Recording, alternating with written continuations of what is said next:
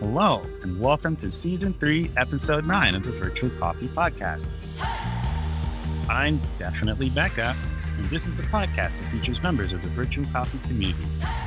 Virtual Coffee is an intimate group of devs at all stages of their coding journey, and they're here on this podcast sharing their stories and what they've learned.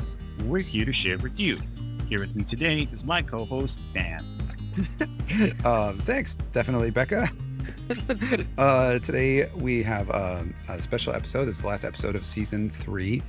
And so we are here with Kirk Shillingford, one of our community maintainers, and Bekah is also actually here. Real Bekah is here, and fake Bekah. I'm definitely all the Bekahs are here.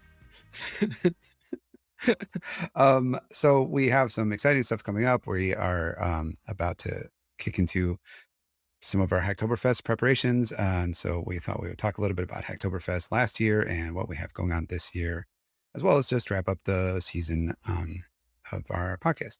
We start every episode of the podcast like we start every virtual coffee. We introduce ourselves with our name, where we're from, what we do, and a random check-in question.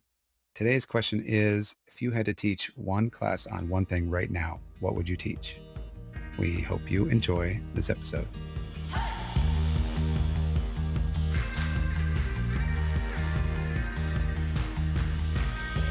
Hey, I'm Bekah.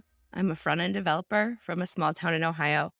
And if I had to teach one class right now, like my initial go-to is like, well, I've taught English. I could do that. But I still don't want to. I'm still burnt out from that.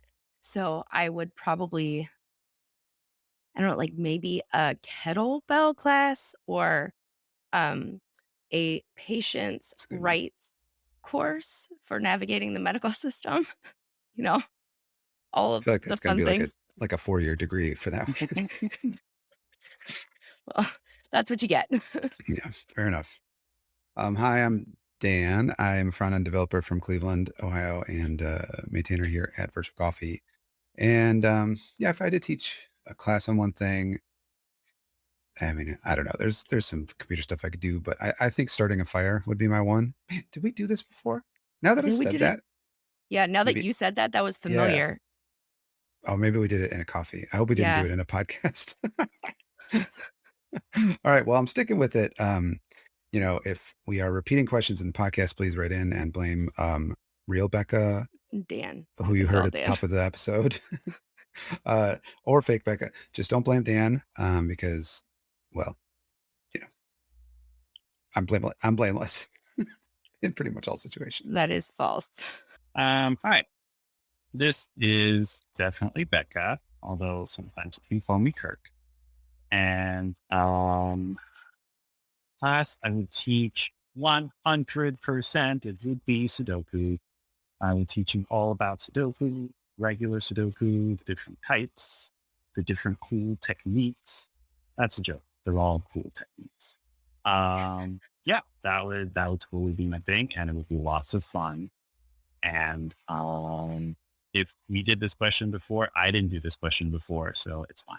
I would go to your Sudoku class. I love Sudoku. Same. Do you have I do it on my phone, and I've never really found an app that I love. I can recommend some good apps. Okay. Well, let's be clear. I have 4 Sudoku apps on my phone. But each one is a different type of Sudoku, so it's not weird. Okay. Well, what's your go-to app for the just classic? Okay, I have one. It's all bespoke Sudoku. None of that machine generated, print to press stuff. Real artisan Sudokus. I'm not even making that. What is it called? Okay, tell us what it's called. Oh, hold on. I just called it. I have a book. It's called Classic Sudoku. Dope. It's easy. There's a YouTube channel called Cracking the Cryptic where you can watch 2 English puzzle masters solve Sudokus and a variety of other puzzles. And it's just the most lovely thing in the world to watch a middle-aged British man just go, oh, what a beautiful number. So they produced their own app and they sourced it from puzzlers that we call people who make puzzlers in the community. And all the Sudokus are really good. And the app helps you if you need to and gives you smart hints, not just random hints. It's great. It's a good app. Classic Sudoku by Cracking the Cryptic. So a puzzler is someone who creates the puzzles. Okay, so what do you call somebody who solves the puzzle? That's all. That was boring. That was boring. Just told you about custom Sudoku. I feel like the Sudoku community needs to up their game, for making silly, well, not silly, but pretentious names for themselves. I mean, we're already doing there. Sudokus. We're trying really hard to not upset everyone around us. Well, speaking of puzzles and games, Hacktoberfest sure seems like that too. Except we have maintainers and Really? contributors. See, it's there. That was a really good segue. That's Sure. Everybody should acknowledge that. So last year we did Hacktoberfest for the first time, and that's kind of what stands out in my mind as this when we really kind of came into phase 2 of virtual coffee. When we became something that wasn't just a pandemic group of people, it was a group of developers at all stages of the journey that would be around for a while. And so, what we did last year, we had an issue. We helped members get their first contribution for Hacktoberfest, which Hacktoberfest is a month-long focus on open source contributions that's sponsored by DigitalOcean. And once you sign up, I think you have to have 4 pull requests, and then you can get a t-shirt and stickers. But it's really fun and kind of a great way to build community and to learn more about each other. And I know from my perspective, I mean, I learned about organizing this, working with mentors, contributors, and it was my first time as a maintainer as well. So, there were so many lessons that we learned last year. Maybe if we just talk about like our favorite parts of last year, and then we can move into what we're taking from that into this year, which I'm really excited about. Yeah. Yes. So favorite parts from last year. I enjoyed, last year we decided to use the website as one of our repos, which meant we needed to make a website. So we did that pretty quickly. And by we, you mean you? Yeah. Okay, the Yeah, royal we. And one of the things that we pulled together was making an issue for having people add themselves to their members directory via code. And we created an issue and, set up some guidelines and stuff like that. And then had a kickoff meeting all together where we could get everybody going on submitting a pull request in a Zoom meeting. And that was a lot of fun. It was fun. We got, I think everybody got it done. We had shout out to Marie, I'm pretty sure, who rescued me at one point because somebody was having a problem with Git on the command line, and I don't use Git on the command line. I don't. And so I didn't know how to, I was like, I made sure to, before the event, practice, the very simple things. And we ran into something that wasn't simple, and I had no idea. And Marie swooped in with her superhero cape and rescued me. So shout out to Marie for that. But it was a lot of fun. Just the event. The whole month was like that. The whole month was just all members kind of, I don't know, being excited, and we had it was fun to have a goal, to everybody could celebrate, So I don't know, it was fun. But yeah, that first meeting is the thing that pops into my mind when I think of virtual coffee last year and the Hacktoberfest. What about you? Oh, I was trying to think of a Keka. That's awful. You can just go with Kirk. Yeah. Last Hacktoberfest, it was a lot of firsts for me. I think a lot of people don't know this. My very first open source pull request was just a couple months before that on the Self-Defined project run by Tatiana Mack, who's super amazing. But I feel like I had spent a long time not doing like anything coding or tech related on the side, just like especially when I've been working by myself. And Hacktoberfest was, I So the first opportunity is start doing stuff with other people. It was also my first time hosting an open source project, my first time like teaching other people like formally like Elm and getting into functional programming. I, in a similar fashion to Dan, may have gone a little overboard with my piece of it, writing way too much documentation. But it felt really good to kind of like apply, my thoughts to try and like make something good for people. And I think it was just really, really fun and empowering and validating to see so many people say like, this was my first PR ever. Right. And like the fact that we could get that for so many people and they could have a good experience with it, not a painful experience with it, that felt super good. And I'm super pumped for doing that again. Yeah, I learned a lot. Kirk did a ton of work getting our open source stuff set up and putting some guidelines in place. And I don't know, I learned a lot working with Kirk on that too. It was really cool. Bekah, what about you?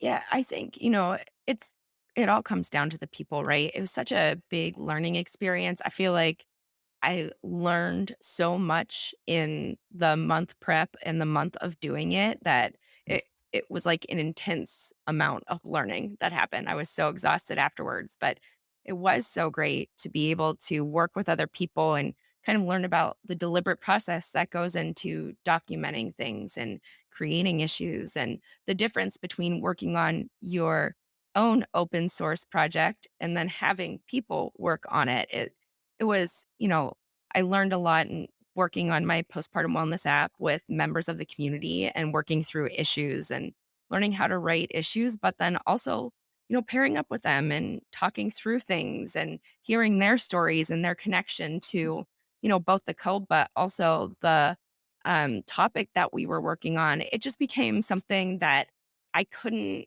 I would have never imagined that it would be that special and meaningful to me. So, I really just love that. I think like we all just like grew really close together in that experience. Yeah, totally. I mean, I agree. We talk a lot about how that the Hacktoberfest last year was sort of where virtual coffee became, more of a, I don't know what, more of a thing, you know what I mean? Than Like than just solidified. I don't, that's like not yeah, the right solidified. I word, don't know, but sort of a mission or something. I don't know, but um, yeah, I don't know. It was a lot of fun. Yeah, I think before virtual coffee was, we definitely sort of established the space and, we were having fun together and we were definitely like forming those like good and healthy connections and relationships that I feel like Hacktoberfest was when we really sort of like saw the opportunity to do a lot of good in the tech space, like realizing some of the big gaps and then like, also like feeling empowered to change them, right? Because it all started with that question of we all want to do something for open source. We all have this feeling like, why doesn't that ever feel good? Why do people have so much trouble with this? Why do people find it so intimidating? And we tried to solve it. And, once we did that, we sort of got on the roll with the next month and the month after that of, hey, let's keep trying to like, do these things versus just like be together or both at the same time. And that yeah, there's so many people that suggest getting into open source if you're new or you're getting into the industry. And I've always found that that's not necessarily the best advice because different open source projects are open to new and entry level people. Some of them are welcoming and some of them aren't. And so what ends up happening is it can be a really isolating experience and one that doesn't leave you with a good taste in your mouth. Like, oh yeah, I want to continue to be part of this community. Because there can be some really bad experiences out there. And I think, that really stands out to me as everybody talked about how great it was to be doing this thing together. People who had been in tech for years, who had not done it before, were doing it for the first time because it was part of a community and it was a sense of belonging. And there's a greater purpose when you're doing it with other people that you trust around you. and it allows you to grow in new ways. And so I think, bringing that into what we're doing this year just makes it even more exciting and more purposeful because we know that this has happened once before and we have grown a ton since last year. So this year, it's really exciting to kind of build off of what we've done. Dan, do you want to kind of talk about what our plans are heading into this? Yeah, absolutely. So DigitalOcean, has been running Hacktoberfest, and they coined the term Preptember, right, for September. And the idea there in DigitalOcean's mind is Preptember is for maintainers, right? So Preptember is get your repositories ready for people to contribute, right? And they have a lot of good resources out there for things like creating issues and adding contributing guides, stuff like that. And so that was, we're gonna also piggyback on that a little bit. We want to help maintainers get things ready. I feel like we have done a pretty good job in our own internal stuff of adding a lot of the community health things that you want to see, a lot of some of the organizational stuff, things that we want to see. And so we can use some of that as a guide and provide some help for both existing maintainers that want to sort of just make sure they're checking all the boxes, and anybody who wants to create a new open source project to figure out what things to do, what things to hit when you're creating a project, so that you don't end up with the random bits of code, the default README with just a header and that's it, right? So somebody comes to contribute, they can help. And then for us, for Virtual Coffee, we also wanted to have something this month for our members who aren't maintainers of open source projects. And so the other thing we thought about was creating I don't know, a challenge, using our monthly challenge setup and helping people learn how to create good issues for repositories, because I personally feel like that is actually one of the strongest things you can do to contribute, especially to big projects, or even to little projects. Writing an issue, I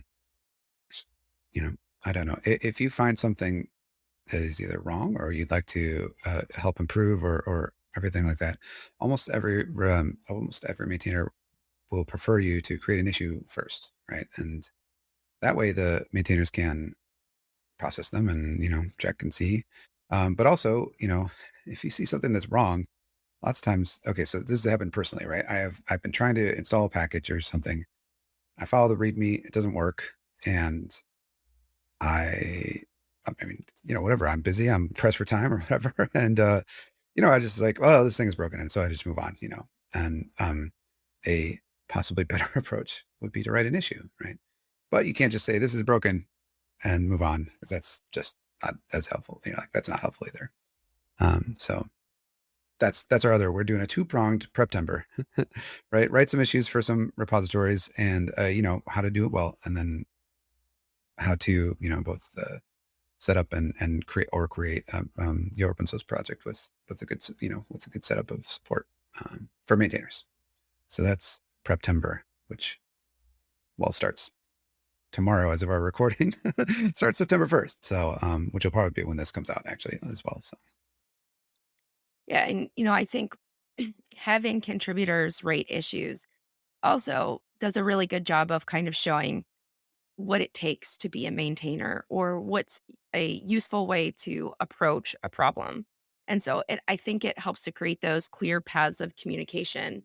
Now, Kirk, I know that you did a lot with maintainers last year. You're working on a checklist for maintainers this year.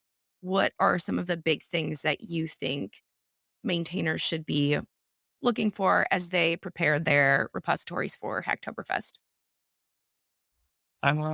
There's part of me wants to say there's quite a bit, and then another part of me wants to say it's like less than people think.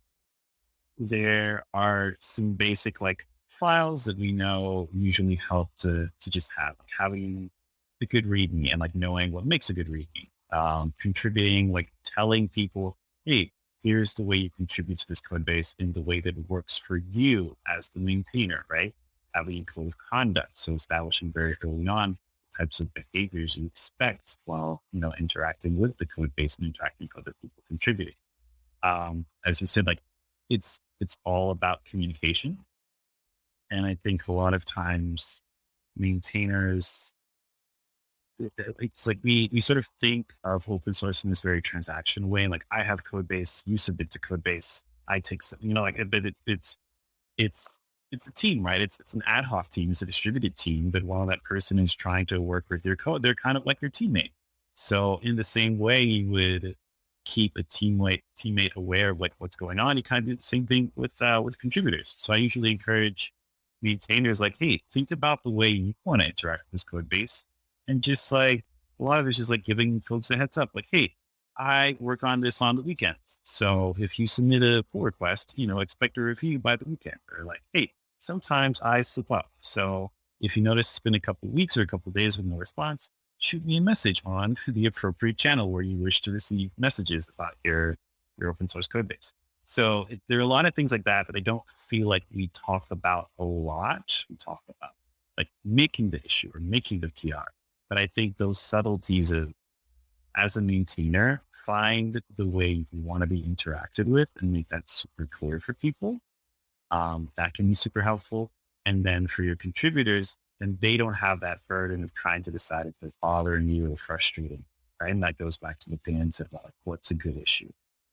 A good issue for a maintainer is something they can see and like make decisions. Do I need to fix this? Can I let this person fix this? Is this a big problem that we need to pair up more on? Can we break this into smaller chunks? So it's about like building a healthy working relationship. And a lot of that is people being open, honest with like where they're at and what they can accomplish. Yeah, I really love that idea of this is your team that you're working with.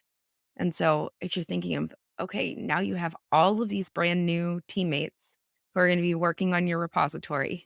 How do you onboard them all at once, right? Like it starts there. What are the clear paths of communication and how do you lay that out? How do you demonstrate that you are a friendly repository for people to come and work on things? I talked to a maintainer of a really large project a couple of months ago. And one of the challenges that he said was it's so hard to find people to continue being maintainers for the project because he was self-described as older. And he said the other maintainers are older and they could really use new people to take it over. But it's a catch-22 almost because so many of the maintainers don't want to spend the time to work with new contributors. And ultimately, those would be the perfect candidates once they understood the repository and how to work through things to take it over for a while. And I think that, going back to what we're doing and making sure that we work with all of our members at all different levels and stages, like that's the investment that we put into these repositories. We make sure that people have mentors. We make sure that there are repositories that are friendly to them. And it's about developing the relationships that go and create community around your project so you can sustain and grow. Yeah, I love that. And like that's one of the support things that we try to do too. And this stuff that we're talking about is time consuming from a maintainer's perspective, And there are a lot of projects out there where I feel like there are people that would be open to contributions, maybe haven't spelled out every single thing that they could or whatever. And that's one of the things that we can do that we do as a community is maybe provide support for contributors to navigate, different areas of repositories and what to do. Cause none of them are ever going to be perfect, right?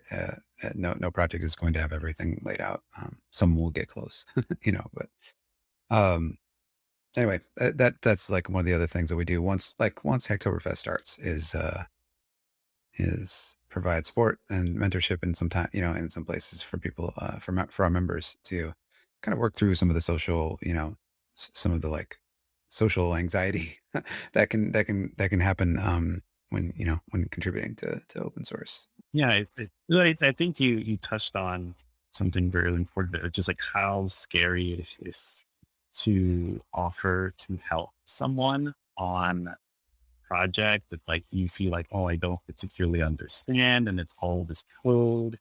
And especially if you're an early career developer, you're like, oh, I just got here, I'm gonna mess something up. There's so much.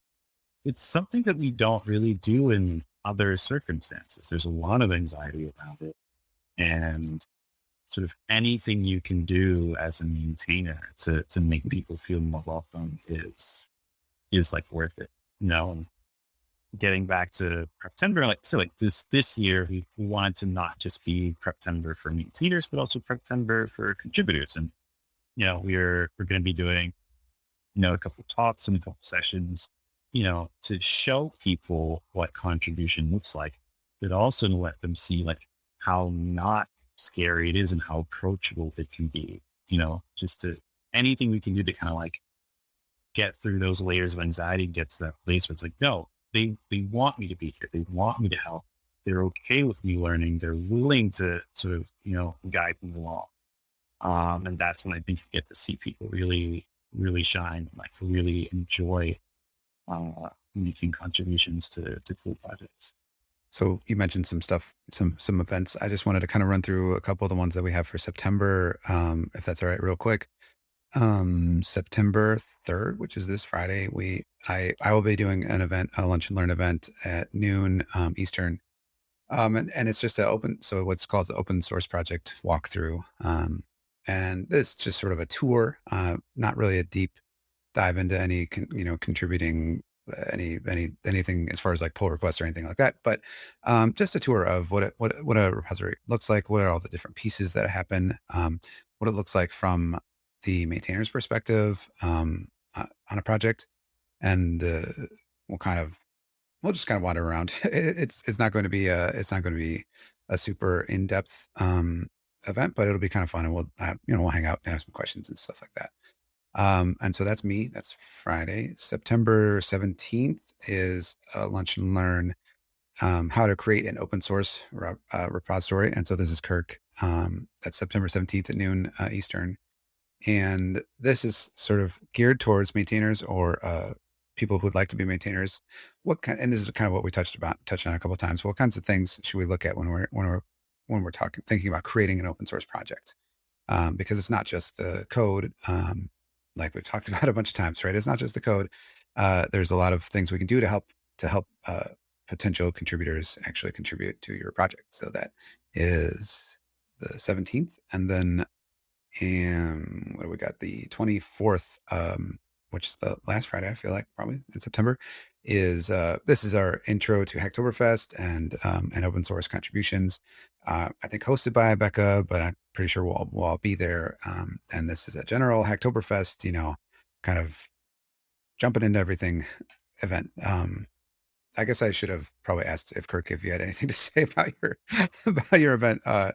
I just realized I was about to do that for Bekah too. So if either of you would like to, expand more on what I said, but those are the events coming up this month. I'm excited about it. And I think you covered the bases. It's going to be very much what it says. We're going to start from scratch with hey, I have something locally and I want to get it up on GitHub, and I want it to be open source, and I want to do necessary things so that people know that they can come here, work here. We will cover the required docs. We'll look at some of the health GitHub features for making that process easier, because they have invested a lot of resources into that type of thing. We'll cover a few things that GitHub doesn't really tell you about, but we've sort of learned from our work with VC and just all the other cool projects in the community. So, I mean, totally recommended for anyone who wants to start an open source project, anyone who already has one and they just want to get like a refresher on what are the cool things happening nowadays to make it engaging. Or even if you're a contributor, you just want to see like, hey, like what actually goes into this? I might want to do this next year or a couple months down the line. I think all three of our events will be super useful for anyone at any part of the OSS journey. Yeah, and I always appreciate everybody coming. If somebody is very experienced and has done it before and has things to offer and can answer questions too, it's great to have a variety of voices from the community who can talk about the things. And we'll start with what is Hacktoberfest, because I've met plenty of people who've been in tech for a long time and they're not familiar with Hacktoberfest.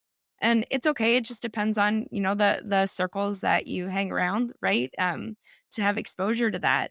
I think I was just in the like free t-shirt groups everywhere. And I was like, there you go. Um, so we'll get you set up, learn how to sign up for that, learn about how to find repositories that are eligible for Hacktoberfest, and talk through what it's like to work your way through an issue about you know creating a pull request, and some tips for doing that or asking questions along the way. But we'll definitely prioritize answering anyone's questions at that point, just to make sure that everybody feels comfortable and everyone feels comfortable asking whatever questions they feel like asking, right? It's okay to ask all of the questions, because that's what we're here for. We're here to answer them. Plus, I think we all like talking about it. I always want people to ask questions because it's just fun. It's just fun to talk about all this stuff for me, and it's I like it can be anxiety inducing. It was for me, certainly, like getting started, and the getting started with open source, especially contributing to to projects of people who you don't know the people, right? You don't know the maintainers and everything. But it doesn't have to be. I think the excuse me. I think the way that you get over the best way to get over that anxiety is to just kind of get started. Ask questions. All of that stuff, and then we can kind of dive in. And so that's going to be our process again this year. Well, this event should be fun. Like on the 24th, the Bekah is running, and we'll all kind of hang out, and then going into October for virtual coffee, we'll have some more specific events set up, and some more things kind of going that we'll announce a little bit later in September, I guess, once we figure out what they all are. I think one of the cool things too about how much we've grown in the last year is that we have a lot more maintainers with us this year than we did last year. People who have their own projects or who have jobs at open source, working on open source projects. And so it's been great to kind of see that evolution of like, oh, look, they participated last year and got their first PRs. And now they're like leading on this whole open source project in their company. And they bring with them that amazing experience of like knowing what that feels like and being able to help new people. And there's a lot of great projects and also really meaningful projects out there too. So it's going to be really exciting to see how much the variety has grown as well. Yeah, absolutely. That's a great point. And well, I guess adding on to that, another thing that we have new this year for us is some team a team of people that are helping out, actually run the events, and run these challenges, and stuff like that too. Our monthly challenge team, especially, has been kicking butt, helping get this rolling in September. And so I just want to shout out to everybody there too, because that's been really cool. It's been cool to have like a sort of a larger I don't know, group of people to generate ideas, bounce ideas off of, and everything. So Yeah, that's right. really fun. I'm excited about that.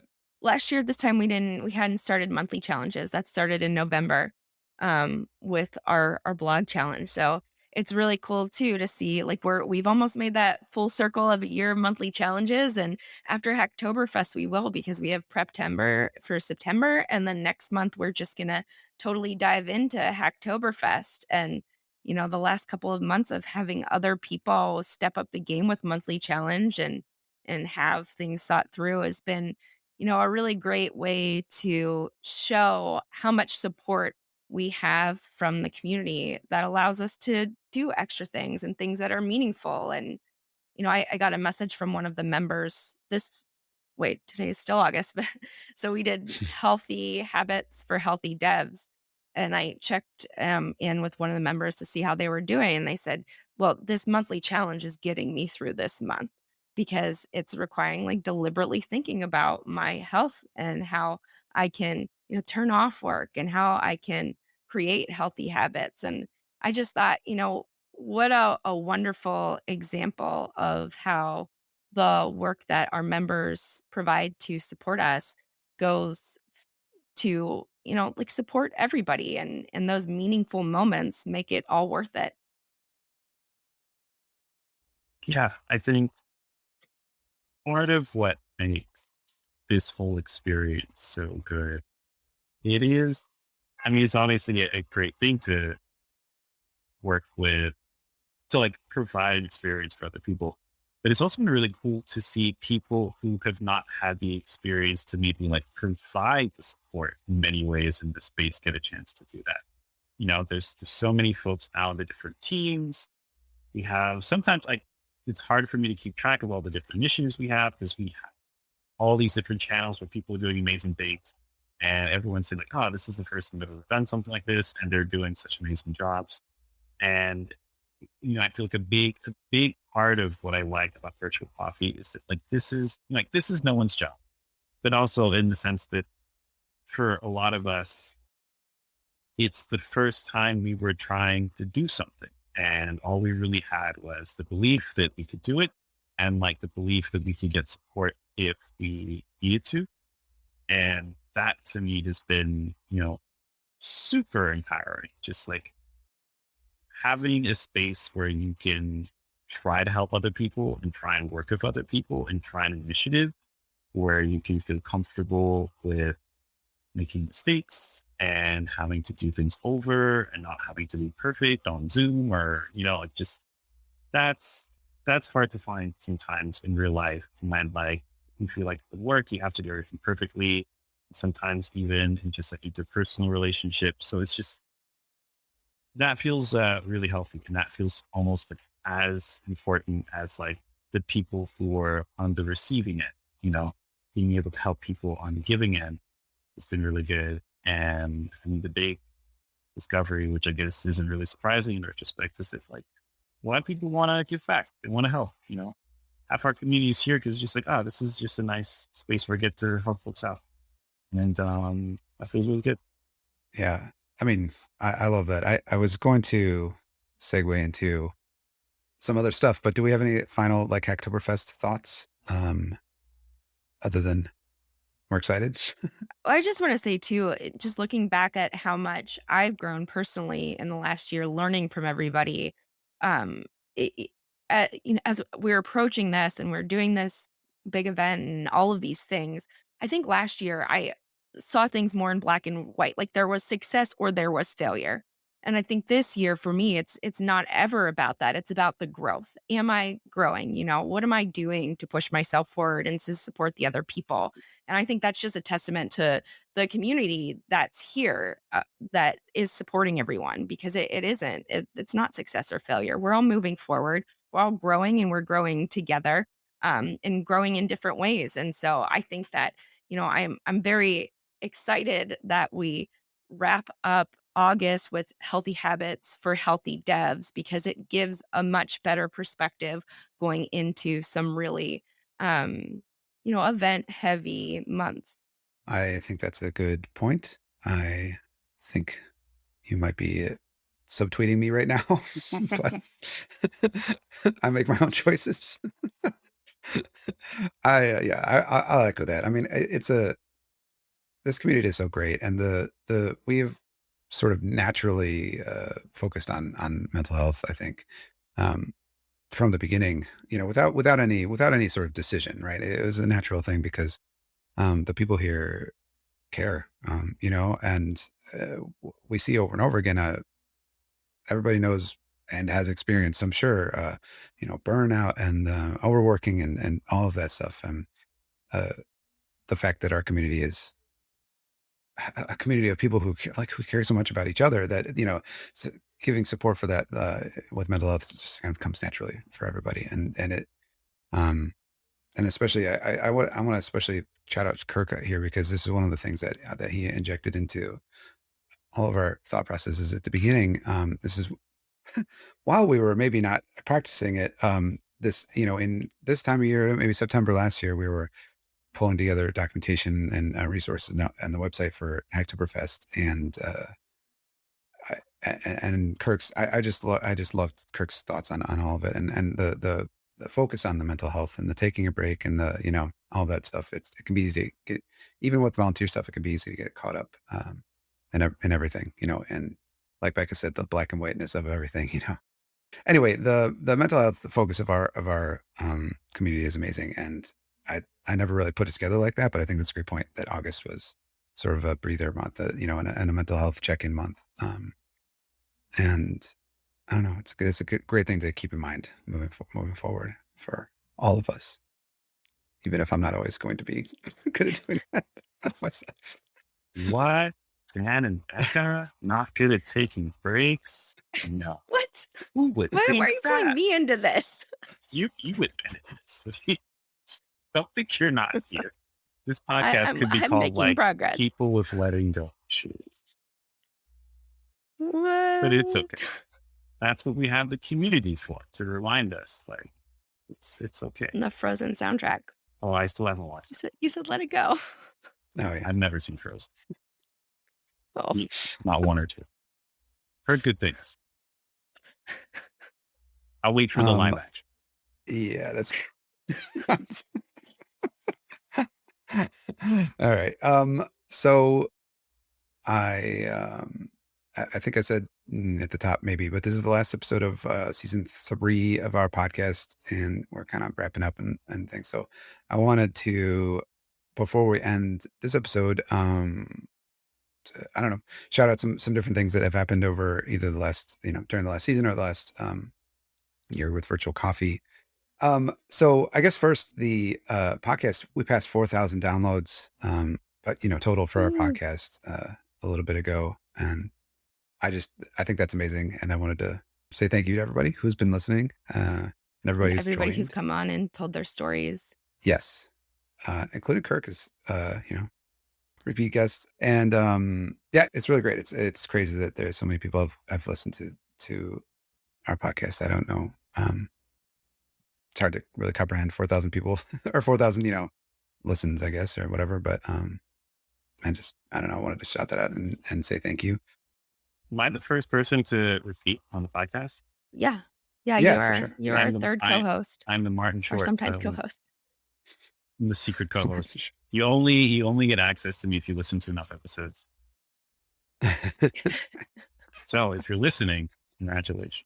One thing Kirk said earlier about just the community kind of working together made me think of the co-working room as well. The co-working room, for anybody who is listening who doesn't know, is a room. It's a Slack channel and a room in Virtual Coffee Slack that it's basically an always on Zoom meeting, and so people can join the meeting and work together and hang out together. Kirk, I feel like you visit pretty often. Do you want to? Oh yeah, I pretty much live in the co-working room. Well, can you talk about it a little bit? Well, I mean, first, I think the important thing is to say shout out to Dan for making the co-working room. We're shouting out other people in this segment. But from the Slack side, it looks like very simple. You hit join, you get in. But I know you're doing several magics to get that all working smoothly. So, I mean, you were sincerely rewarded for your efforts. I think the folks that used it really, really value it. For a lot of members, there are a couple of our members, sometimes it's difficult for them to get to regular coffees, but I've had warranty folks say that I know I can always jump in co-working and there's usually someone there, and sometimes that's my virtual coffee for the week. So that's really good. And, it's just become it's just another space, another platform for VC members to interact with each other and provide support. Sometimes people will have questions to help in pairing, and they're like, hey, if no one's in the co-working room, let's jump in. And then the co-working room becomes a little, watch and learn session where, everyone's just there trying to help the person through the problem, but also watching people kind of pair up and go through solutions.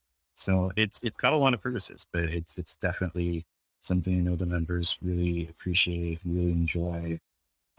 Shout out also to Meg, who I think also does a lot of great work in there. And yeah, I think it quickly rose up the ranks to become like one of the coolest parts of these.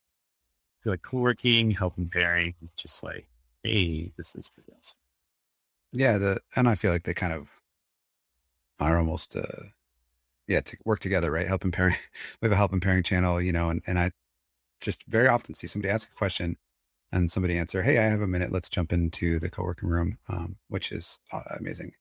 We're going to add to our newsletter, we're going to add the longest meeting of the month, or not meeting, but longest co-working session, right? So a session can last, if somebody starts a session, the session lasts until the last person leaves, right? So it doesn't necessarily have to be that person staying on the whole time, right? And so subscribe to our newsletter if you want to see the longest in August, but that made me want to look it up, what the historical longest one. And so it was 789 minutes on the end of July 24th. So that, that's whatever it is. I did this last time. Don't convert it to hours. It doesn't 13 hours. It's at 13 hours, Okay, over 13 hours. And it's pretty cool. And it's just cool that somebody, like some of our friends, were just hanging out for that long. You know what I mean? And I love it. We have, I don't know, almost 350 sessions have happened since we started it. I don't know, February, maybe near the beginning of the year. And it's been cool. So if you are a member and haven't checked it out, go ahead and check it out. And if you aren't a Virtual Coffee member, this is just one of the many things you're missing out on. What else we got? Podcast. We've got sponsorships. That's new. Sponsorships. Bekah, do you want to tell us about sponsorships? Sure, I'll tell you about sponsorships. So you can sponsor Virtual Coffee, help us keep the coffee brewing on GitHub. I'll have a link in the show notes for that. But if you just go to github.com/virtual-coffee, there will be a little heart sponsor button, and there's different tiers there for different ways that you can contribute to Virtual Coffee to make sure that we can cover some of the costs that are incurred to run Virtual Coffee. And I think maybe we'll put something up there. We'll be talking more about having a Hacktoberfest sponsor too. So if you're listening to this and you know somebody who'd be interested in sponsoring all of our fun Hacktoberfest activities, please just reach out to us at hello@virtualcoffee.io. Yep. We have on our home, on our website on virtualcoffee.io, we have a section of our sponsors too. So you can see who has supported us so far. We have like 26 sponsors. And I want to say thank you to everybody who has sponsored us so far. Well, yeah. So is there anything else we wanted to cover before we wrap up? I just want to say thank you to everybody that has donated their time and their effort and resources to making sure that everybody has been supported over the last year that we have been doing this. It's still an amazing thing in my mind that here we are a year later, closer and together and grown so much, and we're able to do this again. So thank you for everyone for making sure that got to happen again. Yeah, I think I just want to say I still get a lot of, I don't know, a lot of people ask me like, hey, what happens when VC gets too big, or what are we going to do when VC gets too big? And I'm like, well, I mean, every community has growing pains, but I think what makes me feel really happy and really positive is, every time I come into VC, I still see people being really warm and caring for each other. I still see people supporting each other in the heavy channel. I still see people support each other in helping pairing. And I think the cool thing is there's a lot of folks who've been here since last Hacktoberfest. We have folks who've been here for over a year with us, and that's amazing.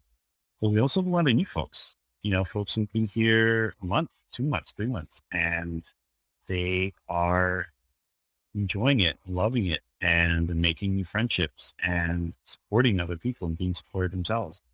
And I don't know, it just always makes me feel really good every time I see someone who hasn't been here that long But when we do our Friday gratitude or our Wednesday shout outs, like, hey, I really like this space. I really like the people here, and I want to help out. And that makes me think that, we're still doing a good job.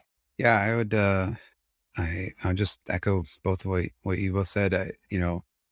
This community is amazing, and I'm very glad and proud to be part of it. And the members are what makes what make it amazing. And I don't know. I'm looking forward to another year. I am very, very pumped about Hacktoberfest this year. I'm very pumped about the things we have going on, the people that are going to be involved. I've yet to brew up exactly how I'm going to, try to murder myself at the end of the month trying to redo something, but I'm sure I'll think of something. And I'm pumped about that too, honestly, because it was a lot of fun last year. So yeah, I guess that's pretty much it. If you want to keep up to date with us, subscribe to our newsletter, follow us on Twitter at Virtual Coffee IO, follow us somewhere.